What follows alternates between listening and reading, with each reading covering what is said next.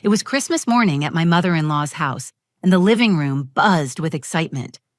My daughter, Amira, sat quietly on the floor, her sparkly red dress pressed neatly over her knees. Her hair was tied in little ringlets, bouncing as she looked up at the towering tree glittering with ornaments.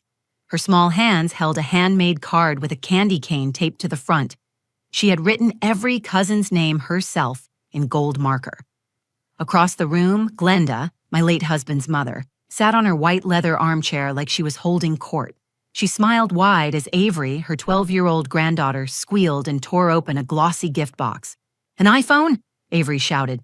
"No way!" Liam, 10, opened his next. "Whoa, Grandma, gold chain and cash?" Sienna, 8, giggled as she unwrapped a charm bracelet and a tablet. "This is the best Christmas ever!" The adults in the room laughed and clapped. Phones came out to take pictures. Gift wrap flew through the air like confetti. Amira looked over at me and whispered, "Do you think Grandma will like my card?" I smiled and nodded, even though I knew the answer. I'd known it since we walked through the front door. Glenda glanced around the room dramatically and then said, "Now, let's not forget little Amira." She reached behind her and pulled out a wrinkled paper bag, not a box, not wrapped. Just a wrinkled bag with a piece of tape barely holding it shut. She held it out two-fingered, like it was something sticky. Amira stood up politely and walked over, her curls bouncing with each step. She took the bag and opened it slowly. Inside was a bright pink plastic hair clip, the kind you find in a clearance bin at the drugstore. It wasn't even in a package. Amira looked down at it for a long moment, then smiled. "Thank you, Grandma." Her voice was soft, trying so hard to be gracious. But Glenda wasn't done. She gave a little laugh, then looked Amira up and down in front of the whole family and said, "Well, you don't really need fancy things. You're more of a shadow in this family. Quiet, like your mother." The room fell silent. A few uncomfortable chuckles tried to smooth it over, but no one actually said anything. I smiled, that automatic, frozen kind of smile that hides heartbreak. I felt my throat tighten and my chest clench like I couldn't breathe, but I wasn't going to cry in front of them. Not today. I'd promised myself that. Amira turned and looked at me. Her eyes were wide, but she didn't cry either. She walked back to where she had been sitting and knelt down, still holding the hair clip in her hand. I reached for her hand, but before I could touch her, she stood back up. Without saying a word, she opened her small purse and pulled out a white envelope. My heart stopped. I recognized the handwriting on it. So did everyone else. Amira held it up. "My dad gave me this before he died," she said. "He told me to read it if Grandma ever said I didn't belong." No one moved. You could hear the fireplace crackling in the corner. Even the children went quiet. Glenda's smile dropped. Her eyes narrowed like she wanted to stop Amira, but she didn't speak. I looked at my daughter and realized she wasn't afraid. Her lip wasn't trembling. Her voice didn't shake. She opened the envelope slowly like it was sacred and unfolded the letter with both hands. I remembered the day Devin wrote it. He had been so sick. He called me into the bedroom, handed me the letter, and said, "Don't give this to her unless she's made to feel small. And if my mother ever tries to erase her, you let our daughter remind her who she is." At the time, I thought I might never need it, but Amira knew. Somehow she knew. And now, in the middle of that perfectly decorated living room, surrounded by expensive gifts and shallow smiles, my 7-year-old daughter began to read out loud, and everyone froze. It was still dark when I woke up that morning. My alarm hadn't gone off yet, but I couldn't sleep. I lay there for a moment, listening to the quiet hum of the heater, the soft rise and fall of my daughter's breathing in the next room. I got up, made coffee, and stared out the kitchen window. Snow had covered the backyard overnight, thick and white, untouched. Christmas Day, our third one without Devin. I used to love this holiday. The music, the lights, the mess of wrapping paper in every room. Devin used to go overboard. He'd wake Amira up playing Jingle Bell Rock on his phone, dragging us into the living room before we could even rub the sleep from our eyes. He made pancakes in Christmas tree shapes, sang off-key carols, and insisted we all wear ridiculous holiday sweaters. Now it was just me and Amira. She was only 4 when he passed.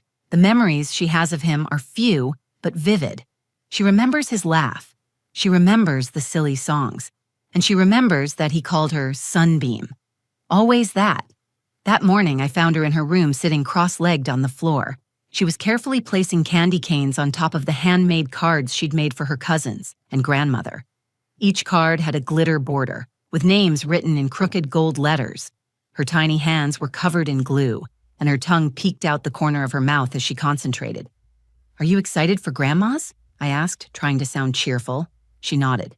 "I hope they like my gifts." I smiled, but something inside me twisted. Every year, I held on to the same hope, that maybe this time Glenda would treat Amira like one of her own, like she treated Avery, Liam, and Sienna. But every year, I left feeling smaller than the last. Glenda never liked me, not from the beginning. She thought I wasn't polished enough for her son, too ordinary. I didn't come from the kind of family she bragged about to her friends. When Devin told her we were getting married, she told him I wasn't a long-term fit. Still, he stood by me. Even after we had Amira, when Glenda would make little remarks, comparing Amira's curls to her other grandchildren's straight blonde hair, commenting on how quiet she was, Devin always shut it down. After he died, that shield disappeared, and suddenly every visit to Glenda's house felt colder, even though the heat was always turned high. Still, I went. For Amira. I didn't want her to feel cut off from the only extended family she had. I wanted her to feel connected, even if I wasn't welcome. We packed the car just before 9. Amira buckled herself in, hugging the box with her handmade gifts. She had insisted on wrapping everything herself. One of the candy canes had cracked, but she kept it anyway. As I drove, I rehearsed responses in my head. If Glenda made a comment, I'd smile. If someone brought up Devin and how things used to be, I'd nod. I told myself I could get through one more day. We pulled into Glenda's long driveway. The house looked like something from a catalog. Perfectly decorated wreaths, oversized reindeer statues on the lawn, twinkling lights that blinked in sync with soft Christmas music coming from hidden outdoor speakers. It was beautiful, in that expensive, showy way that never felt warm. Inside, the smell of cinnamon and pine filled the air. Glenda greeted the others with hugs, handing out matching holiday slippers as they came in. When Amira and I stepped through the door, she gave me a nod and handed Amira a pair that were 2 sizes too big. "Thought you might grow into them," she said. We took our usual place on the far couch, away from the fireplace and the rest of the family, where the lighting was dim and the snacks were half picked over. The cousins ran around showing each other their outfits and gifts from Santa, which were already opened that morning at their own homes. Amira handed out her cards with a shy smile. Some of the kids barely looked at them before tossing them aside. Avery said thank you but didn't look up from her phone. Sienna asked if she could trade her candy cane for one that wasn't broken. Amira just smiled and sat beside me, her hands folded in her lap. I watched her from the corner of my eye. 7 years old. So much heart, so much effort in those little cards. All she wanted was to feel part of something. And I realized that no matter how hard I tried, I couldn't shield her from what this day might bring. The smiles would be thin, the kindness would be forced, and the gifts would remind her that in this house, some children were treasured and others were tolerated. Still, we stayed, because Amira deserved to hope. I told myself that maybe this year would be different. Maybe Glenda would see her for who she really was. And then, just after brunch, the gift exchange began. After brunch, Glenda clapped her hands and called everyone to the living room. The cousins rushed ahead, squealing with excitement. Avery took center stage on the carpet in front of the Christmas tree. Liam and Sienna followed, already eyeing the large boxes stacked beneath it. Amira hung back, standing beside me, her hands pressed together, eyes wide with anticipation. The tree was enormous, silver and white, covered in sparkling ornaments and glass icicles. Beneath it, the gifts were wrapped in thick, glossy paper and tied with elaborate bows. There were at least 5 for each of the other kids. Shiny tags read names in Glenda's perfect cursive handwriting.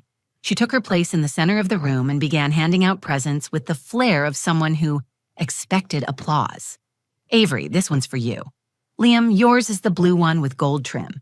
Sienna, here's yours. Be careful, it's delicate." One by one, they ripped into their gifts. Avery's eyes lit up as she pulled out a brand new iPhone. "This is the Pro Max," she shouted, jumping up and hugging Glenda. Liam opened a small box lined with velvet. Whoa, a gold chain? Real gold? Glenda smiled and nodded. Of course it's real, nothing but the best for my boy. Sienna unwrapped a charm bracelet, each charm shaped like something personal. A cat, a violin, a tiny ballet slipper. I love it, Grandma, she said, wrapping her arms around her waist. After that, Glenda handed them each white envelopes. A little something extra, she said with a wink. They opened them to find crisp $100 bills, folded neatly. The room filled with laughter, cheers, and the snap of phone cameras. Their parents beamed. The cousins compared their cash and waved their gifts in the air. Amira sat still on the couch beside me, waiting. I watched her tuck a curl behind her ear. Her handmade card for Glenda sat untouched on the table. She was still holding her breath. Then Glenda turned toward her and said, "And last but not least, Amira." She walked slowly over to us and pulled something from behind the tree. It wasn't wrapped. It was a small, wrinkled paper bag, the kind you'd get at a grocery store. She handed it to Amira with a quick smile that didn't reach her eyes. Amira took it gently and opened the bag. Inside was a single bright pink plastic hair clip. No packaging, no tag, the kind you'd find in a bin for $1 at the corner store. For a moment, she didn't say anything. Then she looked up at Glenda and whispered, "Thank you."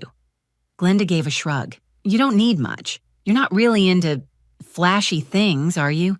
Her tone was light, dismissive. The other adults chuckled politely. Then she added, louder this time, "Some kids are stars. They sparkle. They take up space. And some are just shadows. Quiet, not meant to stand out." Her eyes flicked briefly to me, then back to Amira. I stared at her, stunned. My throat closed around the words I couldn't get out.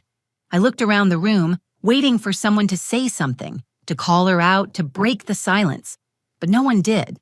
A few family members exchanged awkward glances. One aunt cleared her throat. No one looked directly at me. Amira didn't cry. She didn't frown. She just nodded, closed the paper bag around the hair clip, and placed it carefully in her lap. I wanted to pull her into my arms. I wanted to yell. But instead, I did what I always did. I smiled, that tight, practiced smile that hid all the things I didn't feel safe enough to say. Because in that moment, I wasn't just hurt. I was humiliated, not for myself, but for my daughter. For the way her kindness was met with cruelty. For the way the people who should have protected her sat back and let her be treated like an afterthought. I leaned closer to her and whispered, "Do you want to leave?" She shook her head, eyes still on the gift bag. Then, without a word, she reached into her little red purse and pulled out a white envelope. My breath caught the second I saw it. She turned to face Glenda and held it up. Her voice was calm, but clear. "My dad gave me this. He told me to read it if you ever called me a shadow again." The room froze. No one moved. No one spoke. The only sound was the pop of the fireplace behind us. I looked at her hands, small and steady, gripping that envelope like it was armor. I had tucked it deep in her drawer 2 years ago. I never told her what was inside. I hadn't even known she'd found it. But somehow, she knew. And now, with every eye on her, she began to open it. Amira held the envelope out in front of her like it was the most important thing in the room. She didn't look at me. She didn't look at anyone. Her eyes were on Glenda, who had gone very still. No one said a word. The room that had been so loud with laughter and rustling paper was now silent. Even the kids stopped fidgeting. Everyone could see what was in her hand. Devon's handwriting was unmistakable. Blocky, neat letters that read, "To Amira, open only when needed. Love, Dad." My chest ached. I remembered the night he wrote it. He was thin, pale, but still sharp. We were sitting in our bedroom while Amira slept down the hall. He asked me to get a pen and paper. I did, not knowing what he planned to write. He didn't let me read it. When he finished, he folded the letter, slipped it into an envelope, and wrote her name across the front. He turned to me and said, "If my mother ever tries to make her feel small, if she ever acts like Amira's not part of that family, give her this. Let her know I saw her. I knew who she was. I knew she mattered." I had kept the envelope tucked in the back of Amira's dresser, behind old sweaters and forgotten storybooks. I didn't know she had ever found it. I didn't know she had remembered it, or understood what it meant. But standing there, my 7-year-old daughter unfolded the letter with both hands and began to read. Her voice was steady, not loud, but strong enough to be heard by everyone. Dear Amira, if you are reading this, it means someone made you feel like you don't belong. That breaks my heart, because you do belong. Always. You are not a shadow.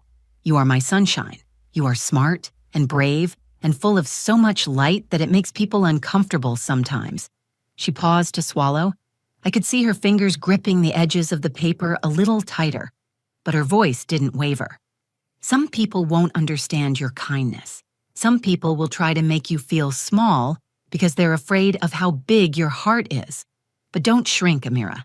Don't ever dim your light to make other people comfortable. I could feel tears prick the corners of my eyes. I looked around the room. No one moved. Glenda's mouth was pressed into a hard line. Avery's hands were still, her eyes wide. One of the uncles shifted awkwardly in his seat but said nothing. Amira kept reading. If the person who hurt you was your grandmother, I want you to remember something. She didn't always treat me kindly either. I loved her, but I knew her limits. You don't have to carry her approval to be worthy. You already are. You were from the second I held you in my arms. Her voice cracked for the first time, but she kept going.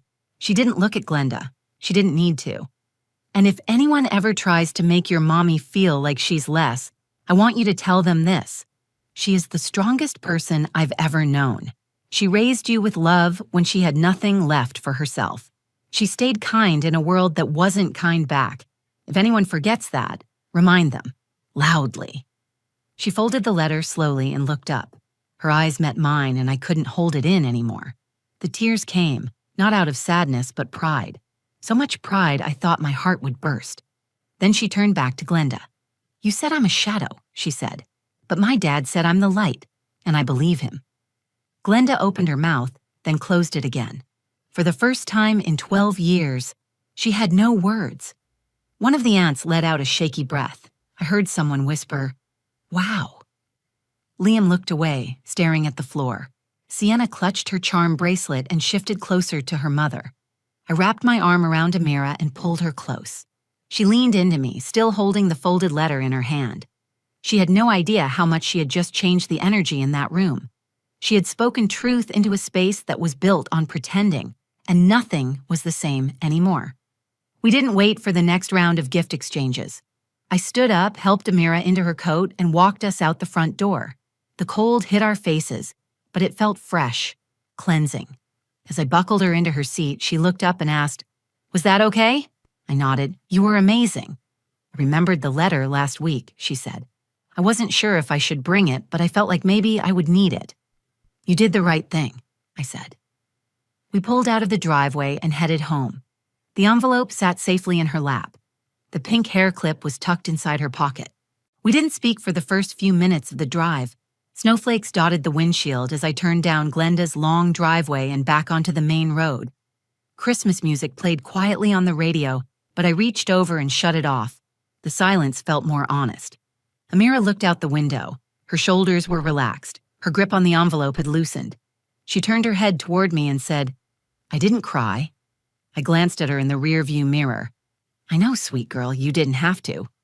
She nodded and rested her cheek against the seatbelt. Back inside Glenda's house, I imagined the room still frozen in place. No one expected a 7-year-old to speak truth so clearly. No one expected her to be the one to stop pretending. Glenda had spent years controlling the tone, deciding what was appropriate to feel, to say, to celebrate. But Amira had taken that control away from her in a single moment. And she hadn't raised her voice. She hadn't accused.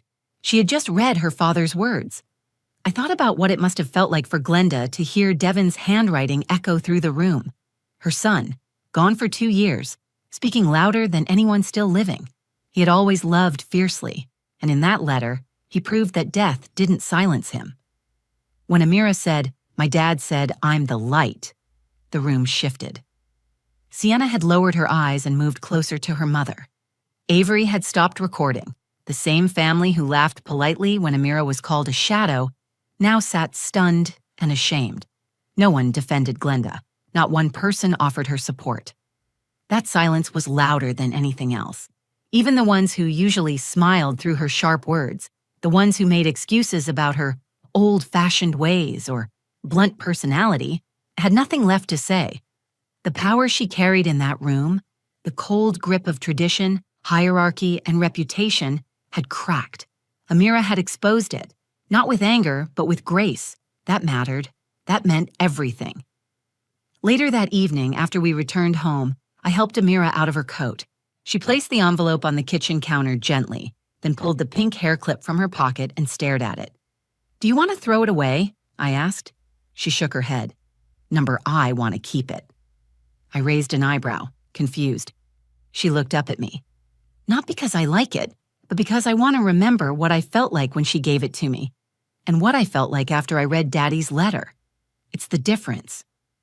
I felt my breath catch. This child, my child, was holding wisdom I didn't have at her age. Maybe I didn't even have it now. "You're right," I said. "It is the difference." She smiled and tucked the clip back into her dresser drawer, not hidden, but placed where she could find it again. The rest of the evening passed quietly. We made microwave mac and cheese, changed into pajamas, and watched one of Devon's favorite holiday movies. It wasn't flashy. There were no piles of presents or matching pajamas. But for the first time in years, I didn't feel small. I didn't feel like we had something to prove. That night, after Amira had fallen asleep, I sat on the couch with a blanket wrapped around me. I thought back to all the times I had bitten my tongue at Glenda's house, the dinners where I laughed off her insults, the birthdays where Amira was handed secondhand toys while the other kids got brand new gadgets, the comments, the smirks, the way she ignored the birthday cards Amira wrote in glitter pen. I had taken it because I thought protecting my daughter meant shielding her from confrontation. I thought enduring disrespect was part of being the bigger person. But today, Amira showed me something different. She didn't shout or storm out. She didn't throw the hair clip across the room. She stood in front of everyone and reminded them who she was. Not with rage, with truth. She wasn't there to be pitied. She wasn't there to earn love. She already had love, from her father, from me, and now, finally, from herself. The clip stayed, the letter stayed, but the weight, the heaviness of needing Glenda's approval was gone. Not just for Amira, for me too. I didn't know what would happen next, if Glenda would reach out, if anyone from that room would call, but I didn't care. The version of us that used to chase their validation didn't live here anymore. In its place stood something stronger, a mother and a daughter who had learned how to stand their ground, together. The next morning, sunlight poured through the windows. The snowfall had stopped overnight, and the world outside looked quiet and untouched. Amira was still sleeping, curled under her blanket with her favorite stuffed rabbit tucked beneath her chin. I stood in the hallway and watched her for a moment, taking in the peace on her face. There was a time I believed I had to keep the peace at any cost, that walking on eggshells, swallowing my pain, and keeping my head down was what good daughters-in-law and mothers were supposed to do. I thought that if I kept showing up, if I smiled through enough slights, if I stayed quiet long enough, someone in that family would finally see me, or see her. But they never did. It took my 7-year-old daughter standing in the middle of that room with a letter in her hand and a steady voice to show me that peace isn't silence. Peace is standing in truth without shrinking. Peace is knowing who you are even when the people around you pretend not to see it. Later that afternoon, Amira sat at the kitchen table drawing pictures of birds and suns. I poured her a cup of warm apple cider and sat across from her. She looked up and asked, "Are we going back to Grandma's next year?" I paused. I wanted to answer carefully, not with emotion, but with honesty. "I don't know," I said. "That depends on whether Grandma chooses to treat you with kindness and respect. We don't go places just because we're expected to. We go where we're welcomed." Amira nodded. "I don't think she likes me very much." I reached across the table and held her hand. "You don't need her to like you. She doesn't decide your worth. You do." Her little hand squeezed mine, and she smiled. That night, we made a new tradition. We baked cookies together, just the two of us. We wore mismatched socks and danced in the kitchen. She picked a movie to watch and made us both hot chocolate. I let her stay up past bedtime. When she finally crawled into bed, she placed the pink hair clip back in the drawer beside her father's letter. "It's a reminder," she said, "that I didn't let it hurt me." I nodded and tucked her in. "That's what makes you brave." I went to bed with a full heart, not because the day had been easy, but because it had been real. And sometimes, that's more important than perfect. I didn't hear from Glenda that night, or the next day. No apology, no message, just silence. Part of me had expected that. The other part felt lighter than it had in years. I realized that peace had finally arrived, not in the form of acceptance from her, but in the form of release. Amira didn't need her grandmother's approval. She needed to know she was seen and loved. Devin had given her that in a letter. I had given it to her in how I stood beside her. And now, she had given it to herself. We often tell children to be respectful, to stay quiet, to not speak back. But sometimes, the bravest thing they can do is speak up. Amira didn't do it with anger. She didn't embarrass anyone. She simply said the truth out loud and let it land. That's what courage looks like. Sometimes it's not the adults who teach the lessons. Sometimes it's the child who leads. To the families who are watching this and thinking of the child who always gets overlooked, I want you to remember this. You don't have to accept being treated as less. You don't have to sit quietly while others celebrate around you. You are not a shadow. You are not invisible. You are not the problem.